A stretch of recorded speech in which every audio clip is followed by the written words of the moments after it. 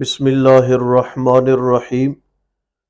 حضرت ابو موسیٰ رضی اللہ تعالی عنہ نے نبی مکرم صلی اللہ تعالی علیہ وسلم سے یہ سوال کیا کہ یا رسول اللہ، آپ ہمیں یہ بتائیں کہ مسلمانوں میں سب سے افضل کون ہے؟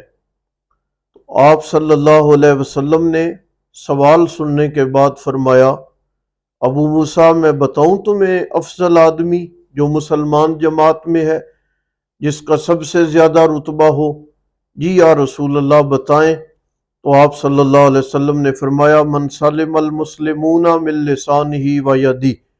امام بخاری رحمہ اللہ نے اور امام مسلم نے اس حدیث کو نقل فرمایا کہ سب سے افضل بندہ وہ ہے جس کی زبان سے اور جس کے ہاتھوں سے مسلمان محفوظ ہوں، اس کے عزیز و اقارب، احباب، عام مسلمان، اہل محلہ، ہمسائے، جس کی زبان کے سخت لہجے سے بھی اور جس کے ہاتھوں کی شدت سے مسلمان محفوظ ہوں، وہ سب سے زیادہ افضل ہے۔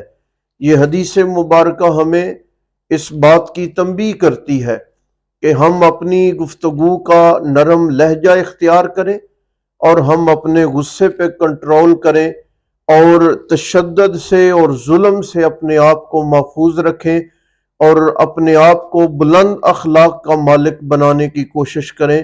اللہ تعالیٰ عمل کی توفیق دے۔